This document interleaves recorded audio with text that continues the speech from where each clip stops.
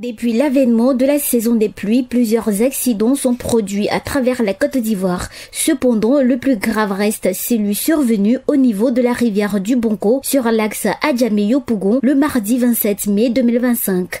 Un drame ayant causé 4 décès par calcination et 20 blessés. Ce lourd bilan a attiré l'attention des autorités ivoiriennes, notamment le ministère des Transports qui a diligenté une enquête menée par le bureau d'enquête et d'analyse des accidents.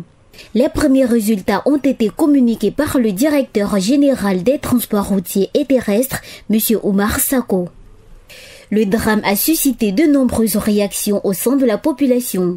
Plusieurs commentaires et versions ont circulé sur les réseaux sociaux. Pour faire la lumière sur les faits, nous avons tendu notre dictaphone aux autorités afin de connaître les résultats de l'enquête et de mieux comprendre les opérations de sécurité routière. Nous avons également recueilli les avis de la population sur les causes de ces accidents et les mesures à prendre pour les éviter. Selon M. Oumar Sako, directeur général des transports routiers et terrestres, qui a tenu une conférence de presse au plateau le samedi 31 mai 2025 pour présenter les premières conclusions de l'enquête, des caméras ont été installées sur 5 axes à Abidjan.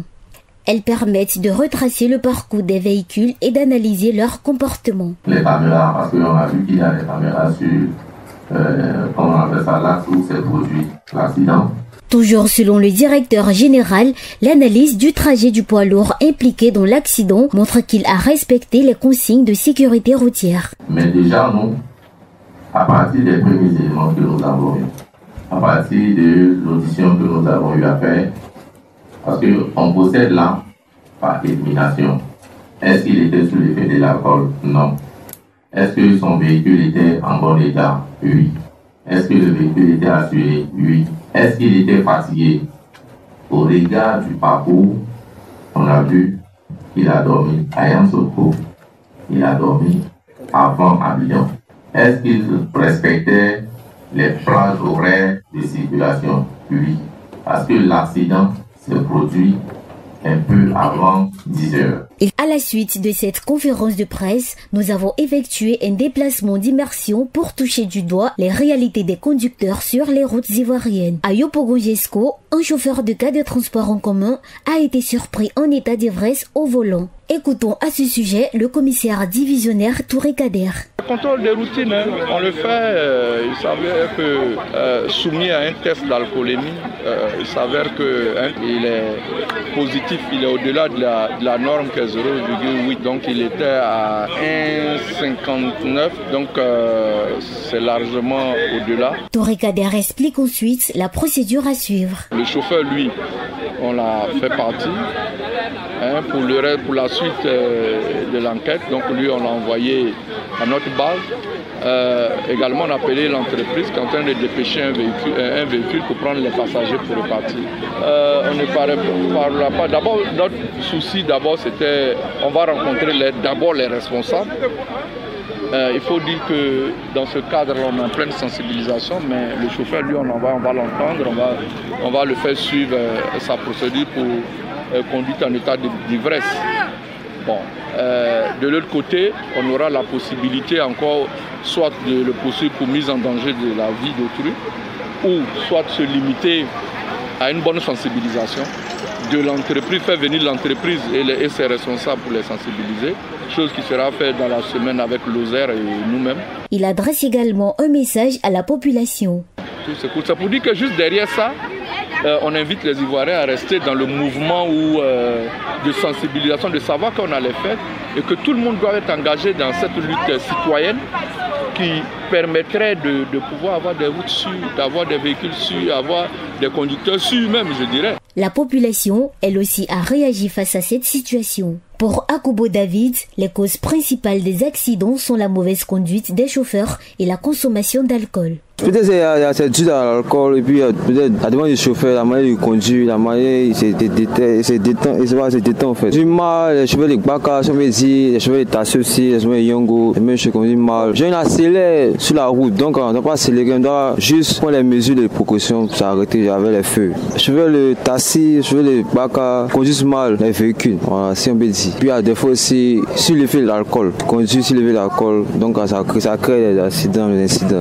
Il recommande recommande comme solution le respect des feux tricolores et les règles de conduite. Il faut respecter les feux, ne pas aller au-delà des feux. Respecter les feux, rester quand le feu va s'allumer, la voiture peut décoller. Pour M.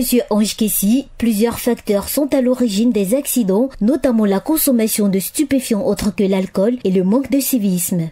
C'est M. Ange Kofi. Bon, les véhicules sont vieillissants et puis en réalité les forces de l'ordre ne font pas leur boulot. Ça veut dire qu'ils sont censés savoir que ces véhicules-là ne peuvent pas circuler. Donc du coup, eux aussi à leur niveau ils sont fautifs. Et puis au niveau où on fait les visites, tout ça là, ils sont fautifs jusqu'au sommet même. Parce que ces véhicules-là ne sont pas censés rouler. Mais eux, ils voient et puis ils tapent l'œil. Donc après ça, maintenant il y a l'incivisme des chauffeurs. Ils ne sont pas assez outillés pour savoir qu'il faut être prudent. Sous l'effet des vaudis et drogue, cigarettes, là, ils ne sont plus humains. Donc, ils vont à une allure. Puis, c'est tout ça qui cause ces désagréments. Bon, les motards, oui. Eux aussi, ils roulent très mal. Hein. Ils roulent très mal. Ils se faufilent entre les véhicules. Ailleurs, il y a des pistes pour les motos, mais ici, on ne voit pas ça. Donc, du coup, tu peux trouver une moto qui est au milieu d'un gros car. Alors qu'ailleurs, ils ont un côté où ils se faufilent et ils circulent. Toujours selon Ange Kessi, la solution réside dans la sensibilisation au code de la route.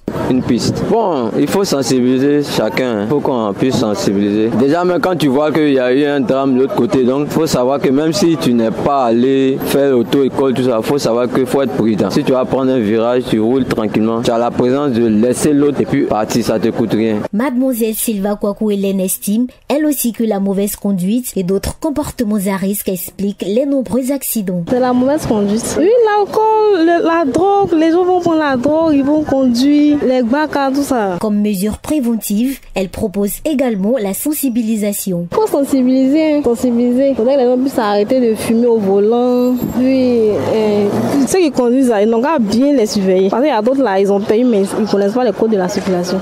Oui, exactement. Parce que souvent même, on laisse même les motos passer entre les voitures. Pourtant, c'est pas normal. Si, forcément même. Selon la loi ivoirienne, le taux d'alcoolémie autorisé au volant est de 0,8 mg par litre d'air expiré. L'article 393 du Code pénal prévoit qu'une mise en danger d'autrui peut être punie d'un emprisonnement de 1 à 3 ans, d'une amende allant de 300 000 à 3 millions de francs CFA et du retrait de 6 points sur le permis de conduire. Il convient de noter que les accidents de la circulation sont multipliés en Côte d'Ivoire depuis le début de la saison pluvieuse. Plusieurs drames sont à déplorer, notamment le tragique accident survenu sur l'axe Kanaolo-Korogo qui a fait 8 morts le vendredi 13 juin 2025.